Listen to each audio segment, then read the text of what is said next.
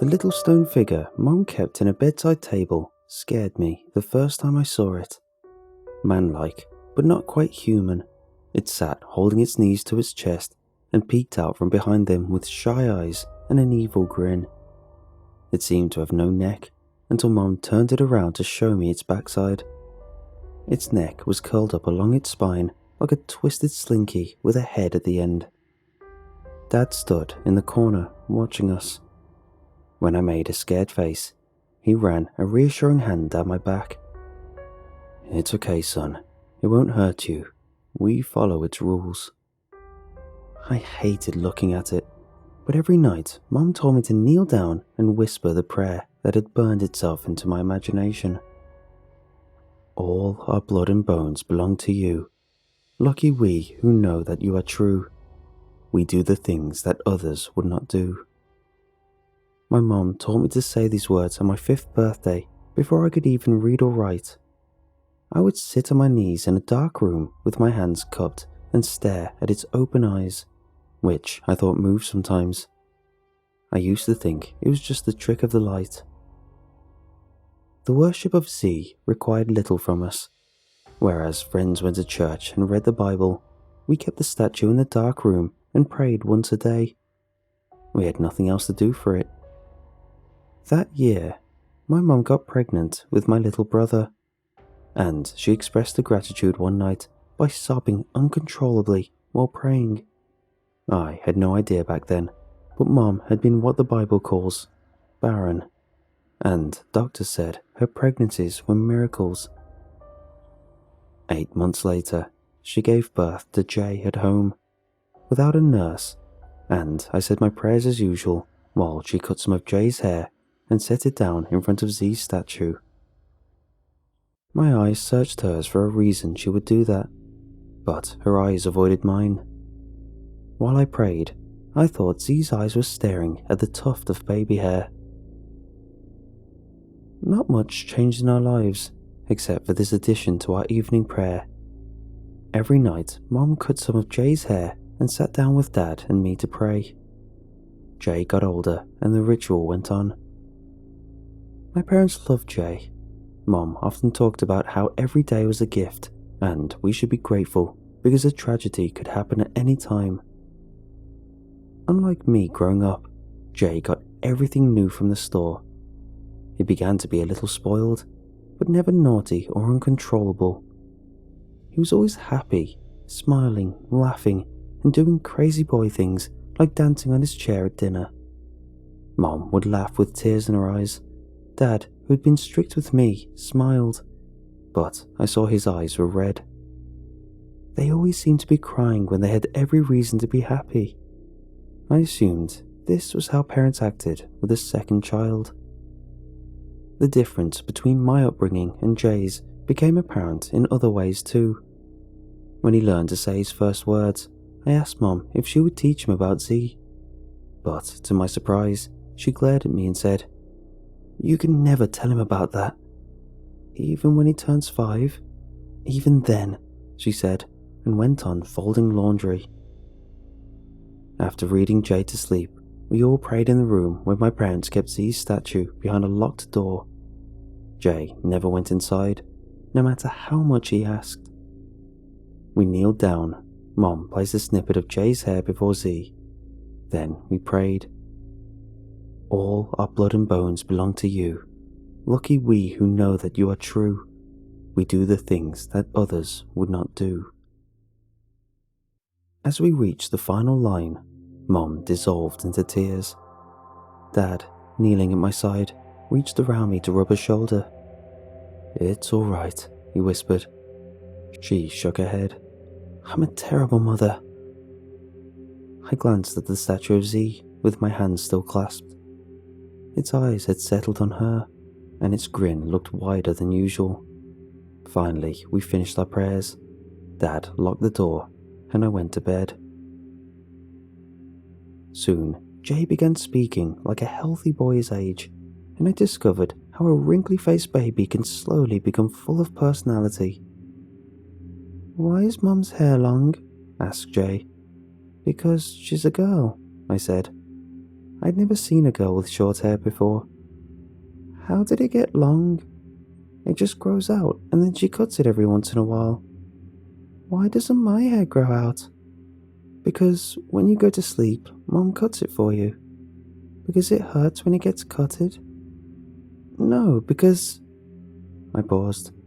Because it's easier. Does she cut your hair when you sleep too? Yes. Does she cut Dad's hair? Yes, she cuts all of our hair. Now stop asking questions. Our parents started planning a huge party for Jay's 5th birthday. All of his parties had been extravagant to the point of excess. This one was supposed to be even more elaborate, but Mom seemed less and less happy as the birthday got closer. She lived on the verge of tears and had to force herself to smile. Dad had red, moist eyes whenever Jay hugged or kissed him. They would spend an hour reading to him each night. I didn't share a bedroom with Jay, but our bathroom was connected. If I left the doors open, I could listen to their voices. One night, Mom told him an unusual story. "Don't you need a book?" "No, this one's all in my head," said Mom. I listened from my desk while I sat drawing. Once upon a time, there was a train driver. He had a very difficult job. He had to drive the train and keep all the passengers safe. He drove the train for many years and never had any problems. But one day, something terrible happened. I heard Jay ask, "Is this a scary story?" "Yes, it's a little scary, but I think you should hear it." "Okay." Mom went on. The terrible thing that happened was that someone was tied up on the tracks, like in those old Western films. Do you know what I'm talking about? Silence, while Jay probably nodded. Well, an innocent townsperson was tied up on the tracks. The train driver would have to pull a lever to change course, and he had enough time to do it.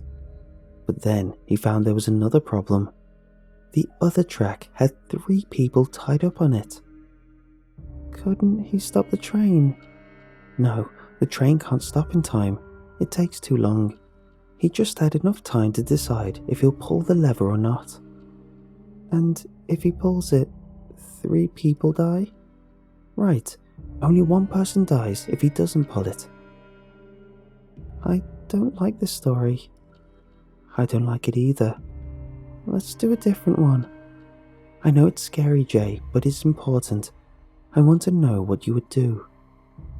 I don't like thinking about it. I feel the same way. Can we read Rabbits Make Soup instead? His voice had a slight whine to it. I'll read it after you give me your answer. I promise. In my mind, the right thing to do seemed obvious. Don't pull the lever and save the 3 people. But it didn't have the normal feeling of the right thing. It should be right no matter what. But this wasn't. I'd never heard a story like that. I think I know what to do, whispered Jay, but it still feels wrong. Yeah, I know what you mean. I think most people would agree with you. It feels sad for the boy who needs to die for the other 3. Yes, it's still sad for him. 3 people live if he dies though. What about his parents? They'll be devastated, but they'll feel proud to know that their little boy saved the lives of 3 other people. There was a long silence until Mum said, "Sometimes the right thing to do isn't the right thing for everybody. You just have to pick the rightest one." Jay had trouble sleeping that night, as one might expect. My parents stayed with him until past midnight. When at last he fell asleep, Dad fetched me for the prayers. I had needed to stay awake for them. "Sorry to keep you so late," he said, "but you know it's important." Dad unlocked the room, and we kneeled down in the light of the candle, saying the words that we always said to the thing with the moving eyes. Mom put Jay's hair down in front of it. That night, she looked resigned as she whispered, All our blood and bones belong to you. Lucky we who know that you are true. We do the things that others would not do. Jay's 5th birthday approached. I began hearing noises downstairs around that time. They came from the locked room and started after Mom and Dad fell asleep. Something paced back and forth inside. I heard it from the top of the staircase where I stood listening and wondering if I should wake up my parents. Eventually, the noises would stop and I would go to bed. Lying awake, I began to imagine the statue of Z with its clasped knees, searching eyes and thieving smile. I imagined its long, ribbed neck like a third arm with a head on top, slowly unraveling itself and probing forward snake-like. I wonder if Mom heard Z, or whatever it was, moving in the locked room too, because she cried harder than usual during our prayers. "Mom, we can stop doing this if you don't like it," I whispered. Dad locked the door as Mom and I stood waiting in the dark. Red numbers from a digital clock on the stove coloured the downstairs crimson. "Do you know why we do what we do?" she asked. I shook my head. "It's all for you," she whispered. "All of this is for you, and you only." "But what about Jay?" I asked. I felt something hard and painful in my throat. "We love Jay, but we don't do this for him," she said. I looked at Dad, confused. "Promise us that whatever happens, you won't tell anybody." "Why?"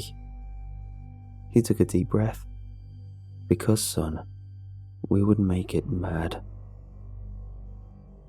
I glanced over my shoulder at the locked room and felt the hairs all over my body rising. "We made a promise long ago, and we need to keep that promise," whispered Dad. "What promise?" a fourth voice asked. It had come from the staircase. Jay stood near the top, crouching down to see us. "What promise?" he asked again. "Can I know?" "Go to bed, honey," said Mom in a smiling voice. "We're just promising that we'll all go to sleep earlier from now on." "Really?" asked Jay. "Isn't that right, son?" asked Dad. I nodded. "Let's go back to bed," said Mom, sheep-herding Jay to his bedroom. The next morning during breakfast, Jay asked again why we had been standing together in the darkness last night. "Did you dream that?" asked Mom, not looking up from the eggs in the frying pan. "No," said Jay. "I saw you. I think you just had a strange dream." Mom served us the eggs, still not looking at either of us. I just stared into my plate. "Just a dream," Mom said again, starting to wash the pan. The last night I ever saw my brother, the thing making noises in a locked room, came out. It happened on Jay's 5th birthday. I think we threw the biggest party any boy his age had ever had. It shocked me to see the lengths to which my parents had gone, all while trying not to cry. Mom burst into tears in front of all of the guests several times. She had just handed Jay a gift when the tears started pouring down her face. Jay stared in confusion, not sure if he should open the gift or not. My aunt asked if Mom needed anything. "They just grow up so fast, you know," Mom said, wiping her face. Jay went to sleep that night in an ecstasy of gift-getting. He was probably the happiest kid alive. I think my parents intended that to be the case from the beginning. It was supposed to make them feel better. About what happened next? Mom cried hysterically through our prayers after Jay fell asleep and went on crying in bed until late. Sometime around 3 o'clock, I heard the thing moving around downstairs in the locked room. I crept out of bed to peek from the top stair and saw the handle of the room jiggling. It popped open, and in the red glow of the clock, I thought I saw a floating black snake moving slowly through the air and into the kitchen. Except this snake had something like a human's head on the end. It leapt away from the staircase, ran to my room, and jumped into bed. But for a long time I heard nothing. All I could hear was my own breathing, and I struggled to keep quiet. The staircase began to groan. It seemed to take hours to reach the second floor. Mom was crying across the hall in her bedroom. Dad yelled out to me, "Stay in your room, son. Do not come out." The thing reached my door and paused. I heard the handle turning, but I kept my head under the blankets, shaking and dripping sweat. With my closed eyes, I heard it lurching toward the front of my bed. I felt a gentle pressure on the blankets covering my feet. Something began slithering up the bed, searching in the blanket folds. It sniffed like a wild animal chasing a scent. Something wet and warm even brushed against my thigh, but the entity just kept searching and sniffing all the way to the back of my head beside my ear. And this time, I heard and felt the sniffing. Hot breath filled my left ear.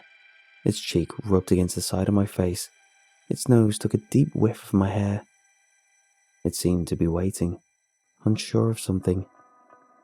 Then it slowly pulled away, and I thought of Z's head being dragged backward across my bed by its coiling neck. Finally, I heard it walking out. I stayed under the covers. Gone or not gone, I refused to check either way. But I kept listening. Footsteps in the hallway advanced towards Jay's door and stopped again. He must have been awake, because he screamed. Jay slept with his door open and would have seen Z standing in the doorway. First would have come Z's head, peeking around the corner. It would have hovered into the room, supported by its rope of neck. The body would have come next, hunched forward, hands reaching out and grasping. Jay cried out for Mom first. I could hear him through the connecting bathroom. It went on and on. Nobody came. He tried calling Dad. Dad didn't come. He tried calling me. Finally, Dad's voice broke through. "If we don't give it what it wants, it'll kill us instead. Do you understand? It will kill us." Instead of running to help, I did something unforgivable. I shut the bathroom door connecting our rooms. The screams grew muffled, and I got back into bed, pulled the blankets over me, and shut my eyes. Not long after, the screams stopped. At some point, I think I heard the thing moving back down the hallway and stairs, closing the door behind it. I stayed awake until morning, clenching my fists, sweating in the hot air below the blanket. I only stuck out my head when I heard birds singing and took a breath of air, sunshine on my face. Mom didn't leave her room that day. Dad cooked for me, and we ate in silence. I never checked my brother's room. I didn't want to know what happened. After sunset, Mom came downstairs. We needed to pray. We kneeled down in front of the statue with my brother's hair still in front of it and said what we always said. "All our blood and bones belong to you. Lucky we who know that you are true. We do the things that others would not do." Coming out of the room, Dad locked the door and Mom put her hands on my shoulder, looking me straight in the eyes. "Do you understand now? This was all for you." I said nothing. "You can never stop praying," said Dad. "Understand? And neither will we."